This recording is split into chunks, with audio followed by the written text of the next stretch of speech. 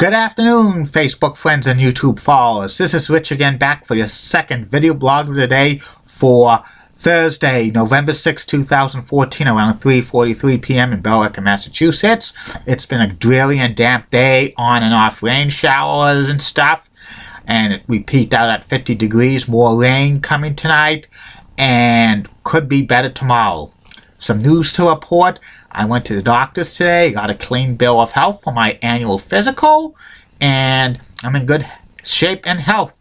Everybody, get your physical every single year. I also got a flu shot. And also today, the Sweet Liberty ice cream in Billerica Center is closed. I saw a sign up says for lease, for sale. I don't know if it's closed or not, but when you have a for lease sign, that means it's probably closed. It's sad because they had some good yogurt and ice cream. And that's about it on that. My next subject is about the history of Comcast Sports Net New England. Comcast Sports Net New England is a regional sports network. Its main program is Boston Celtics games and New England Revolution games. Comcast Sportsnet started in 1981 as Prism New England. Prism was actually a regional sports network in the Philadelphia, Pennsylvania area, which was owned by Speculator Company, and Prism in Philadelphia carried the Flyers, 76ers, the Phillies, and they carried a lot of college sports and WWE house shows from the Spectrum in Philadelphia. And Prism New England carried at first the Boston Celtics games, mainly home games, and also the Hartford Whalers games, and also a lot of Boston college sports teams, and also the Boston Breakers of the old USFL and stuff like that. They did not carry Bruins or Red Sox games because back then the Red Sox and the Bruins still had the majority of the games on WSBK TV 38. That didn't come into 1984.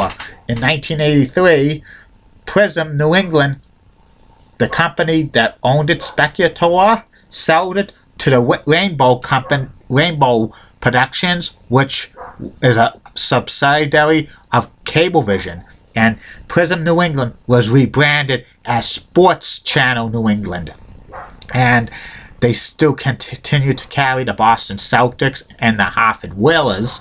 In addition, they carried a lot of the Sports Channel programming from Sports Channel America. A lot of it had mainly to do with like minor league sports. They carried the CFL. They carried some college basketball games and football games from smaller conferences. They also carried some professional wrestling action.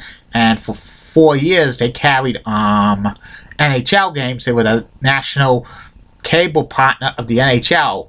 And Sports Channel New England was a premium service, and you had to pay like $9.95 a month to see Celtics and Whalers games. In the summer months, they didn't have any professional sports teams at all, except in New England. But some parts of Connecticut where Sports Channel New England went, they carried New York Mets games via the feed from Sports Channel New York, because there were some areas of Connecticut that was close to New York, but they didn't get Sports Channel New York on the cable system. They got Sports Channel New England, so they carried some New York Mets games just in the Connecticut area. They didn't carry it in Boston because that would have been blocked by the Boston Red Sox. And Sports Channel New England was pretty good. They had more and more stuff. And also, I remember back in the early 90s, they used to offer free previews of Sports Channel New England for a week or so, and they would carry some like old UWF wrestling and also classic AWA wrestling, and I remember them carrying WCW action. And in the fall of 1996, Sports Channel New England dropped their premium service, and it was free of charge. It was free of charge if you got the basic cable package, but like when they converted over from a premium channel to a regular channel, they had hidden fees that went up. In 1988, Sports Channel New England was rebranded as Fox Sports New England, and they started to carry the Fox Sports Net programming like the National Sports Report, Big 12 and Pac-12 college football and basketball, and other programming from Fox Sports Net. And they still carry Celtics games, but they lost the rights to the Hartford Whalers in 1997 because Hartford moved to Carolina.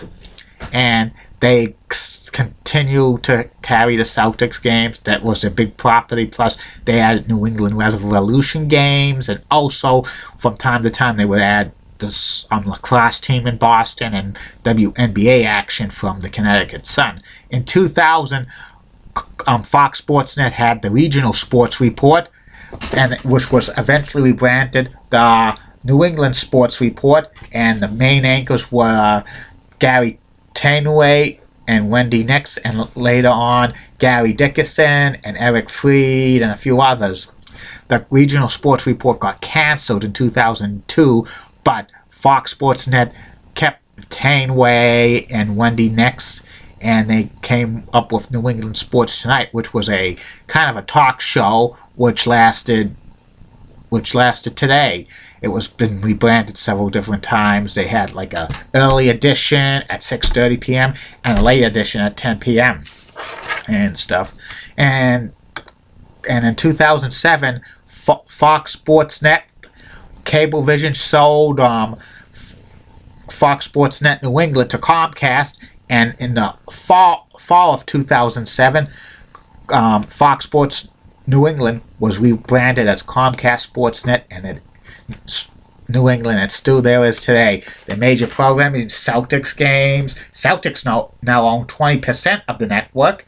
New England Revolution games over the summer. Some minor college basketball and football conferences. Plus a lot of original sports programming like Comcast Sportsnet Central. Some of the main like anchors are Jessica Moran, Eric Freed, Kyle Draper, Kevin Walsh, Mike Giardi, Tony Canzeri, Abby Chin, and a few others.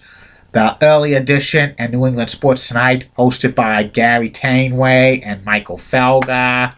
And during the season, they have like a Slapshot show, a show about the Boston Bruins, weekly, hosted by Michael Felger. Quick Slants, a weekly Patriot show, hosted by Tom E. Curran. New England Tailgate, hosted by Glenn Ordway, Steve Viasi, and Fred Smirlis. They always preview the upcoming Patriots games and NFL games. And they also have the baseball show during the baseball season, hosted by Bob Newmeyer and Lou Maloney and Steve Buckley and a couple of others. And they also simulcast from 2 to 6 p.m. on 98.5, the Sports Hub show, the Felger and Maserati show. They simulcast that. It's a pretty good show. And Comcast Sportsnet has a lot of great studio programming. It's top-notch, their studio programming. I think they blow Nation away with their studio programming 2-1. And they just have the Celtics as their main like play-by-play. But they carry all 82 Celtics games, plus they have Celtics shows over the season and stuff like that. Comcast Sportsnet and Fox Sports New England and Sports Channel New England and Prism New England never made a serious run to get Bruins or Celtics games at all, because the NESN's owned by the Red Sox and the Bruins, and there's no way you'll ever see the Bruins or the Red Sox on Comcast Sports New England unless if they make a major pitch to NESN, try to buy NESN off of John Henry. But I heard something, if they try to buy NESN off of John Henry, I heard like the Jacobs family, Delaware North, could have the right to match that offer because they own 20% of the NESN and Jeremy Jacobs owns 80%. And Comcast Sports Net New England Studios are in Burlington, Massachusetts. It's a great regional sports network, Comcast Sportsnet, and I like their programming and stuff. And it's one of the 10 Comcast Sportsnet affiliates throughout the country. And that's about it on that. My third and final video blog of the night will be tonight. It will be about where they should put a new Fenway Park and why they should replace it, because Fenway Park's over 100 years old, even though it's been renovated many times. I think they need a new stadium, in my opinion. I'll tell you more about that later on today. Have a good day and night, Facebook friends. See you tonight.